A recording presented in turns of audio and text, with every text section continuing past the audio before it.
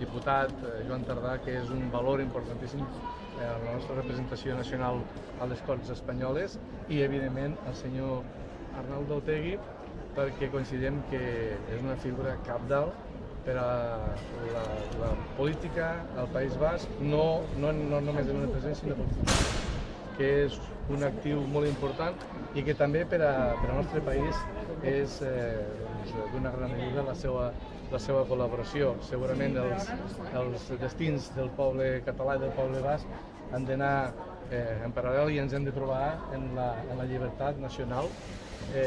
Aquí també puc dir que passem una mica més avançats nosaltres, no?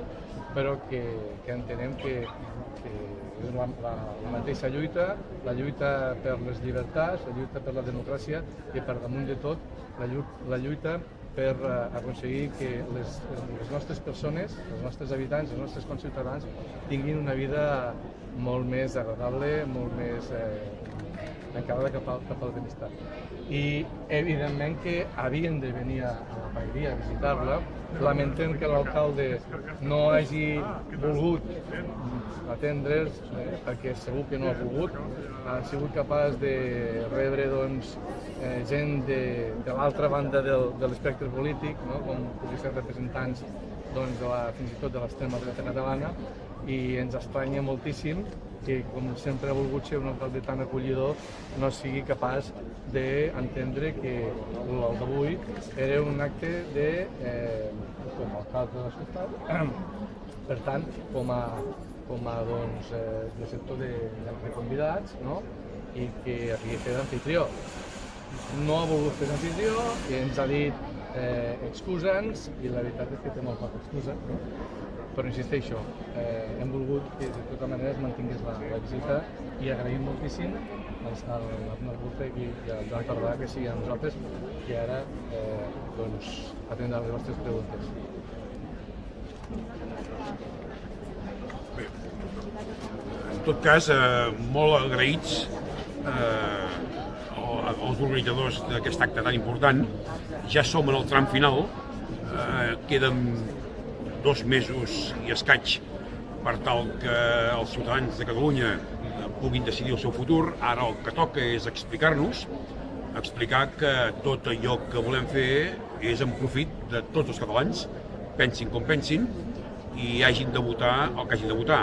Val el mateix el vot d'un català que votarà sí, com el vot d'un català que votarà que no. De manera que ara és el moment de trobar-nos, explicar-nos, i nosaltres explicarem durant aquests mesos el per què volem la independència, que bàsicament es resumeix en 2 objectius: poder repartir la riquesa de manera diferent i poder construir una democràcia de qualitat que ens permeti encarar els reptes del segle XXI. I a més estem molt orgullosos, molt, però molt orgullosos, de tenir el suport de persones com l'Arnaldo Otegi, una persona d'esquerres, independentista, que a més s'ha compromès i està molt compromès en tot allò que té a veure amb la reconciliació dels cors a Euskal Herria. I crec que aquesta aposta per la pau, aquest compromís ferm d'homes com l'Arnaldo Otegi, mereixen, o en tot cas desmereixen, aquells que només postulen la venjança i el que pretenen és que la pau no impregni no només els escenaris de la vida política, sinó els cors. De manera que, Arnaldo, molt agraïts, persones com tu, i has d'entendre que la immensa majoria dels ciutadans de Lleida et valoren i t'aprecien. Sin duda. Bueno, yo brevemente. Yo desgraciadamente no soy como Aznar y no hablo catalán en la intimidad, así que voy a tener que expresarme en castellano. Yo primero agradecer esta recepción en el Ayuntamiento, agradecer a los que han organizado este acto y nos han invitado. Nosotros venimos aquí desde la más absoluta de las humildades. Para nosotros y nosotras el proceso que está desarrollando el pueblo catalán es un proceso modélico, es un proceso pacífico, es un proceso democrático. En apenas 2 meses hay una cita con la libertad, que no es solo con la libertad del pueblo catalán, sino es con la libertad del conjunto de los pueblos del planeta, también del pueblo vasco.